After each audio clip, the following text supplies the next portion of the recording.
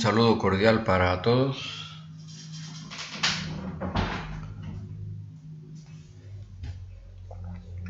Vamos a continuar con temas del módulo pulmonar dentro de la cátedra de medicina interna, y hoy vamos a tocar una patología de mucha prevalencia, muy importante dentro de la patología neumológica, que exige un diagnóstico temprano por el hecho de que la mortalidad del cáncer pulmonar es muy elevada. Solo un 15% sobrevive a los 5 años del diagnóstico. Entonces, el término cáncer de pulmón se utiliza para designar aquellos tumores que nacen del epitelio de las vías respiratorias, los bronquios, bronquiolos y alvéolos. Este es un elemento muy importante dentro de la definición. Es uno de los pocos órganos, el pulmón, en que son más frecuentes los tumores primarios que los metastásicos. Siempre ha sido un desafío para el médico cuando se enfrenta a un paciente con alta sospecha de una neoplasia, el identificar dónde está el tumor primario. Por lo tanto, lo más frecuente es que el pulmón sea asiento de un tumor primario más que metastásico. Y más del 90% de las neoplasias pulmonares son de tipo, es decir, de las neoplasias pulmonares primarias son tumores malignos. Este es un problema de salud pública porque está en aumento. La literatura mundial dice de que en Estados Unidos es la cuarta causa de cáncer en general, pero es la primera causa de muerte en el mundo. La mayor parte de las veces cuando el médico o el oncólogo o el neumólogo diagnostica el cáncer de pulmón, la edad está entre los 55 y los 65 años. Prevalecen los hombres, aunque la incidencia en las mujeres ha ido aumentando paulatinamente. En el pulmón hay tumores malignos y benignos, pero la inmensa mayoría, son carcinomas broncogénicos, 90-95%. Epidemiológicamente, el cáncer pulmonar, el cáncer broncogénico, se asocia a factores de riesgo que pueden ser no modificables y factores modificables. Está muy claro que el 90% de los casos de cáncer pulmonar está asociado al consumo de tabaco, ya sea de forma activa o pasiva. Por lo tanto, se convierte en el principal factor de riesgo que la comunidad médica debe buscar el cáncer pulmonar en aquellos pacientes que consumen tabaco, y se debe insistir en el abandono de este hábito. Si bien a medida que nos envejecemos estamos más predispuestos a sufrir esta neoplasia, pero indudablemente el consumo de tabaco juega el rol como factor de riesgo más importante. Este es un concepto muy importante porque el principal arma que tiene la medicina para evitar la muerte de un paciente por cáncer de pulmón es insistiendo en el abandono del consumo de tabaco. Decíamos que a medida que nos envejecemos estamos más predispuestos a tener el problema del cáncer pulmonar, y aquí en esta diapositiva se ve que aumenta con rapidez desde un caso por 100.000 habitantes antes de los 30 años hasta casi 330 casos por 100.000 habitantes entre los 70 y 74 años. Y la edad promedio al momento del diagnóstico es de 60 años. Los hombres tienen una probabilidad 2.4 veces mayor que las mujeres por presentar cáncer pulmonar. Por lo tanto, el tabaquismo es la principal causa de este cáncer. Los fumadores tienen un riesgo 20 veces mayor de desarrollar cáncer pulmonar en comparación con los no fumadores. Causa el 87% de los cánceres pulmonares en varones y el 85% de las mujeres. Se relaciona en 97 a 91% con el cáncer de células pequeñas. 1 de cada 9 fumadores, según literatura mundial, podrá desarrollar cáncer pulmonar.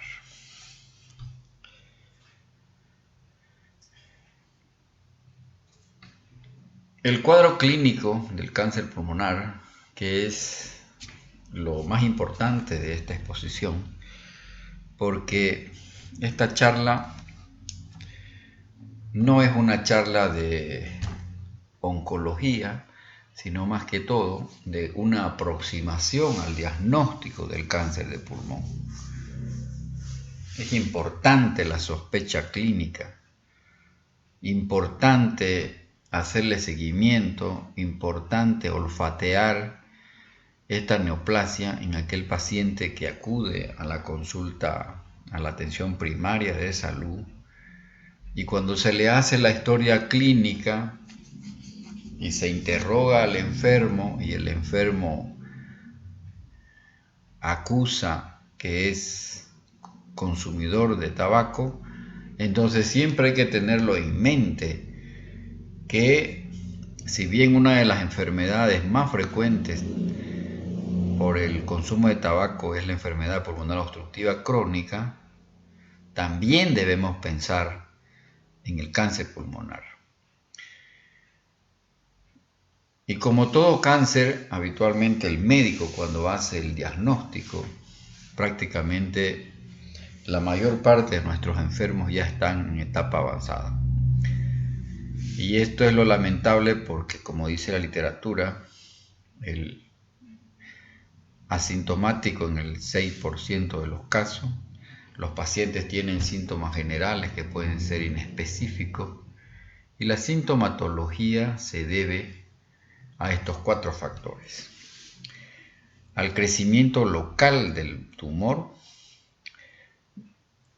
ya sea por invasión a estructuras adyacentes, puede ser el paciente puede venir por metástasis a distancia. El cáncer pulmonar hace metástasis al cerebro, a las glándulas suprarrenales, al hígado. Y también puede presentarse, y esto es un desafío realmente para el médico, es muy conflictivo, muy difícil. El médico tiene que tener un buen ojo clínico para sospechar del cáncer pulmonar cuando el enfermo se presenta por un síndrome paraneoplásico. Esto significa, cuando se habla de síndromes paraneoplásicos, las células cancerígenas elaboran sustancias biológicamente activas que actúan a distancia, produciendo síntomas clínicos. Por ejemplo, uno de los síndromes paraneoplásicos que se produce en el cáncer pulmonar es el síndrome de Cushing o la hipercalcemia por un aumento de la secreción de la paratormona. Por lo tanto, por vía sanguínea, estos productos elaborados por las células cancerosas se comportan como sustancias biológicamente activas. Por lo tanto, es polimorfo, puede ser puede expresarse de una forma polimórfica, polisindromática, el cáncer de pulmón. Por ejemplo, un enfermo que viene por ronquera, por disfonía, puede ser por metástasis linfática o por compresión del nervio laríngeo recurrente. El paciente puede venir por disnea, puede acusar disnea, y la disnea no es un síntoma muy común, muy corriente, que se presenta en múltiples enfermedades cardiopulmonares. Y esto puede expresar una parálisis por compresión del nervio frénico. Si el cáncer ha comprimido el esófago, el paciente puede acusar disfagia.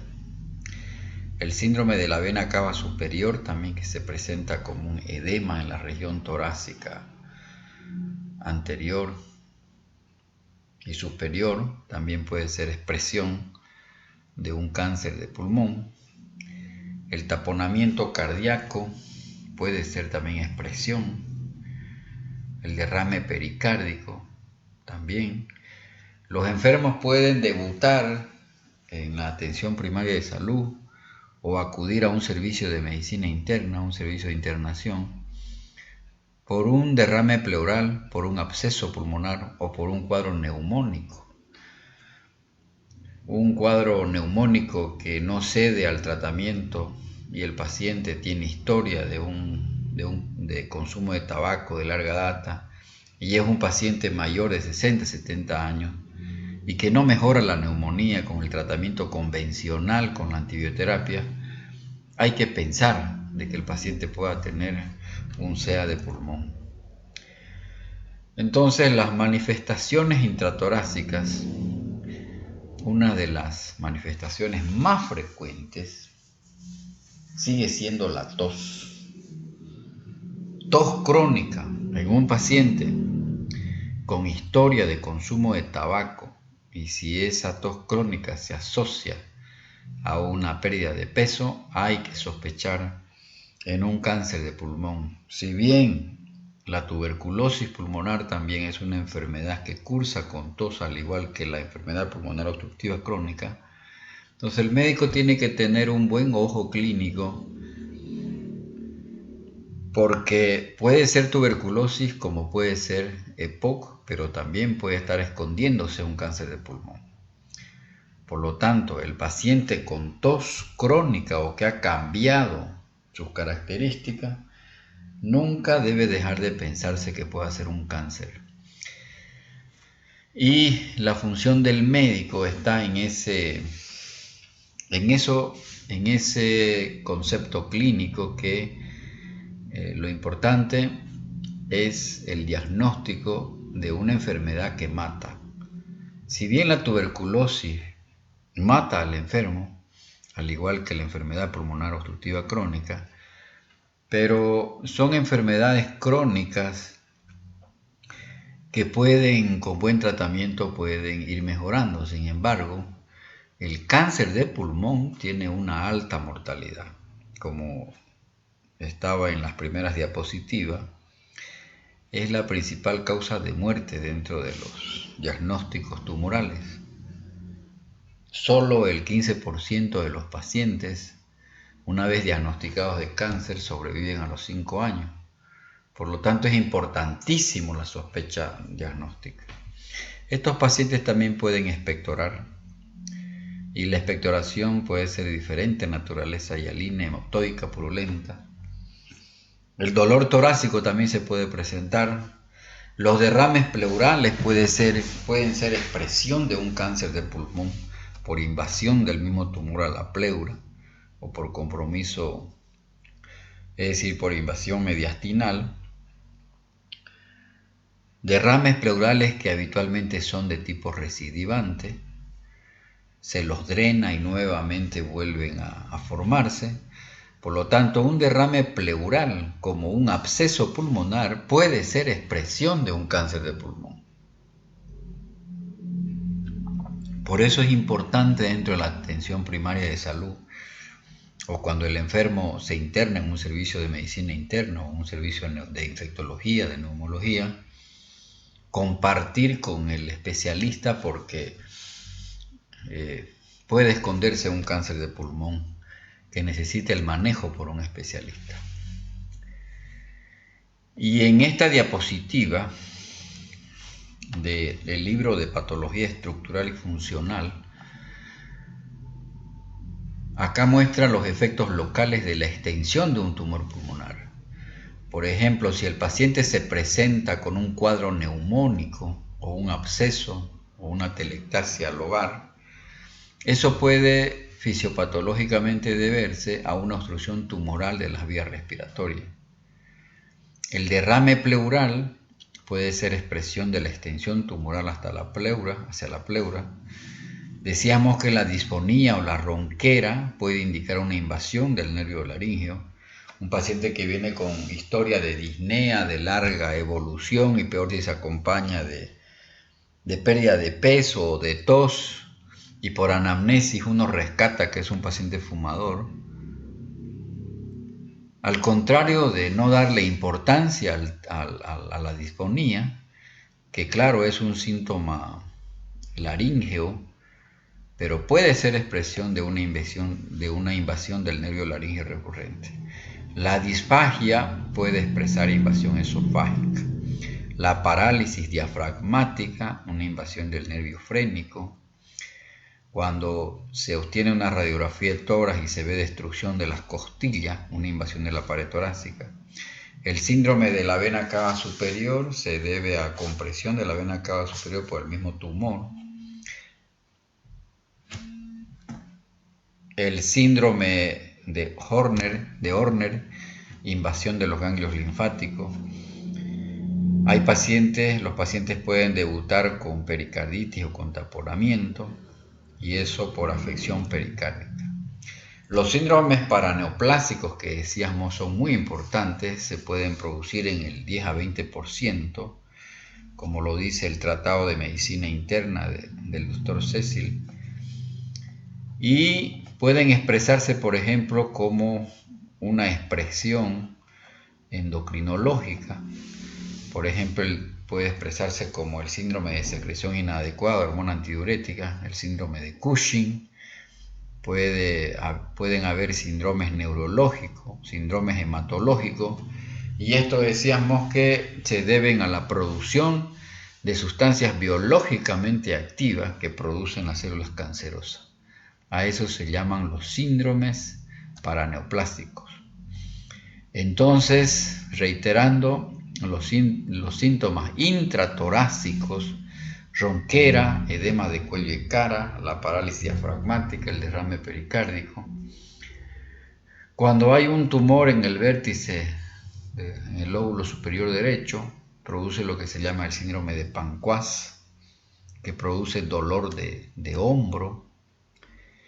Puede haber síntomas broncopulmonares por irritación o obstrucción bronquial. La tos es un síntoma de extrema importancia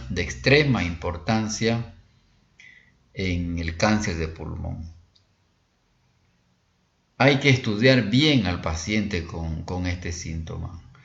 La tos es un síntoma muy inespecífico de las patologías, de las múltiples patologías pulmonares. Por lo tanto, el médico tiene que tener un ojo clínico,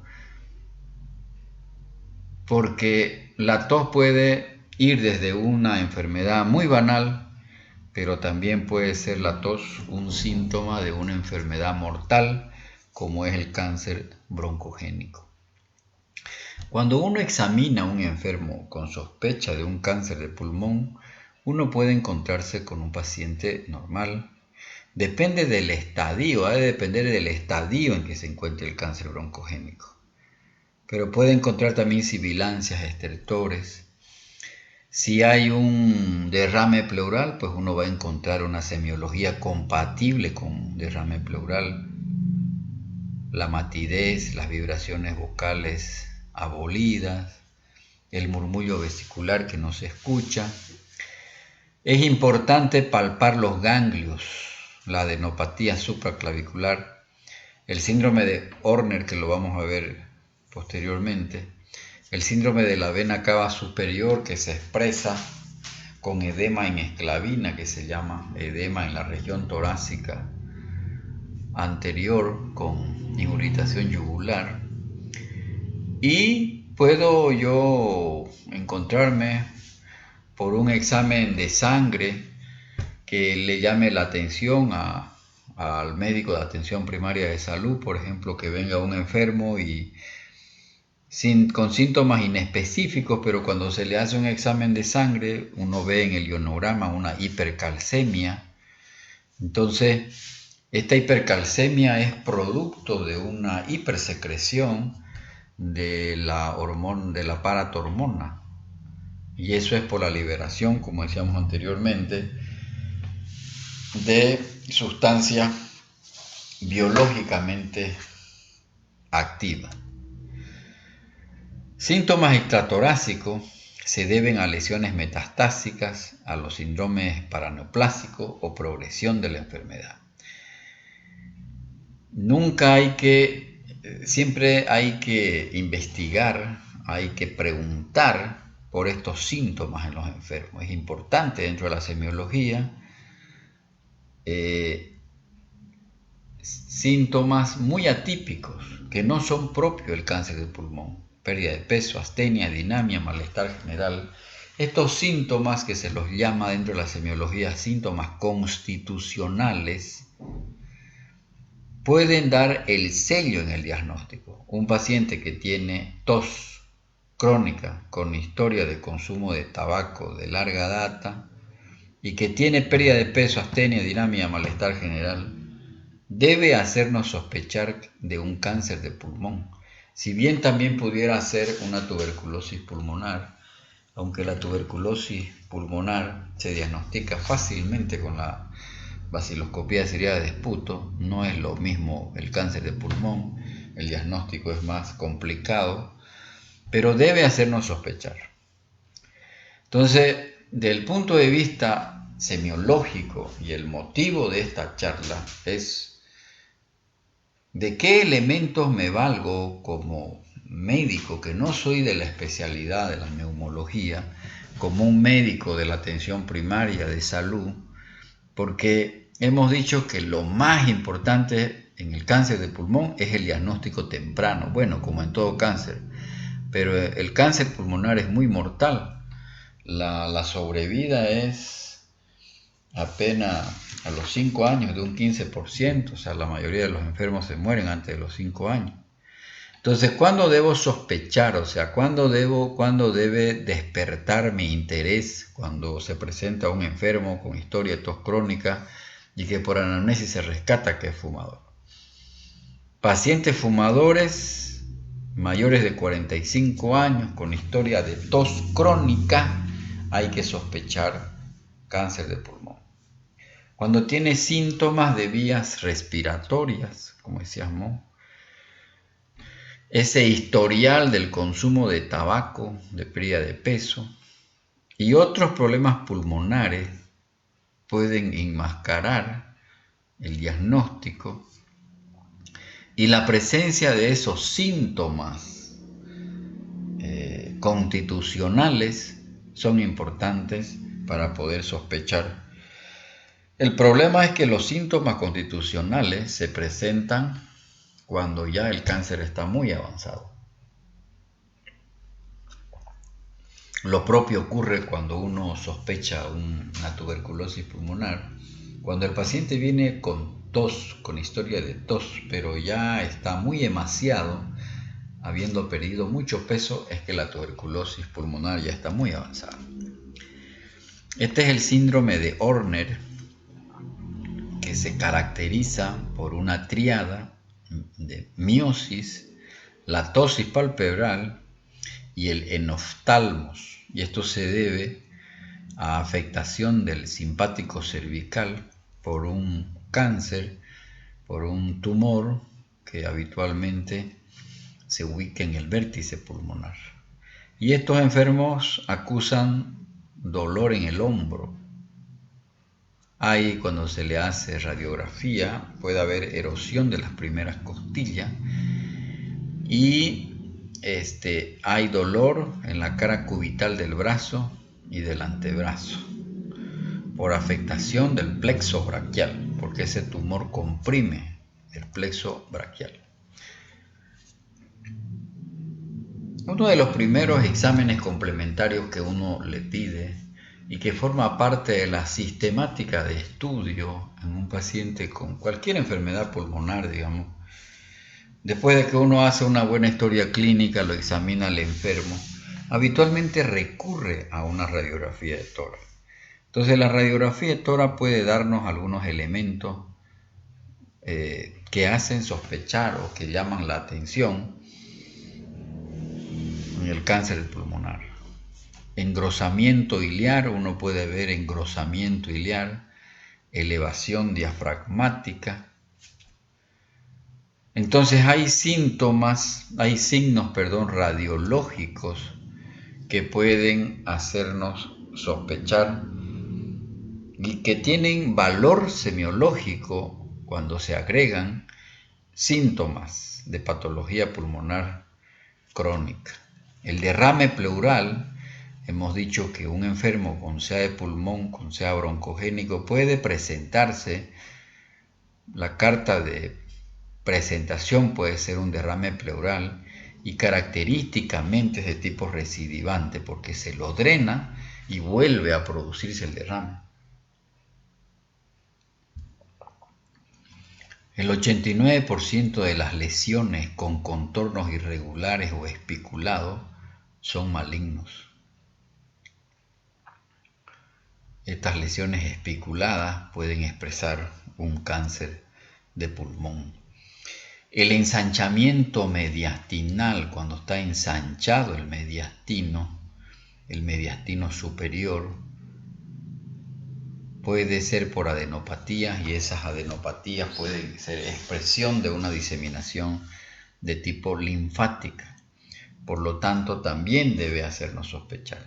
Sin embargo, la literatura mundial dice de que es la tomografía la que más la más importante dentro del tamizaje para hacer el diagnóstico de sospecha del cáncer de pulmón, es la tomografía computarizada. Tiene mayor sensibilidad, mayor especificidad que la radiografía. Por lo tanto, importante es el ojo clínico del médico en la sospecha del cáncer broncogénico.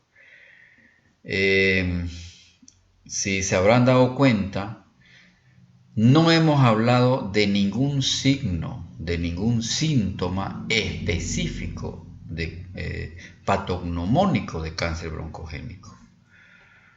Por lo tanto, sigue siendo la sospecha diagnóstica, el diagnóstico precoz, lo más importante para evitar la muerte prematura del enfermo con cáncer broncogénico. Sigue siendo una buena historia clínica, no descuidar ningún síntoma, valorar cada síntoma y por supuesto sigue siendo la tos un síntoma importantísimo que debemos escudriñar ese síntoma para poder sospechar, para poder descartar o confirmar el diagnóstico de un cáncer broncogénico.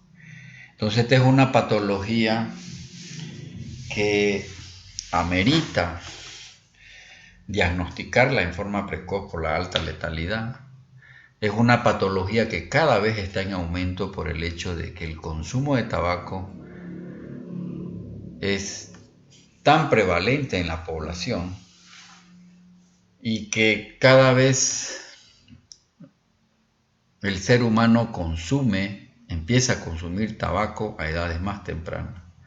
Por esa razón es que la OMS ha previsto, que ha definido que el cáncer de pulmón va a seguir siendo, o los casos van a ir en aumento. Entonces, eso era lo que quería mostrar en esta clase. Como les dije al principio, no es una clase de oncología, de especialidad, porque esta es una patología que la va a manejar el especialista. Lo importante es que en la atención primaria de salud o el médico, que no es de la especialidad, sospeche en forma temprana y pueda derivar al especialista. Muchas gracias.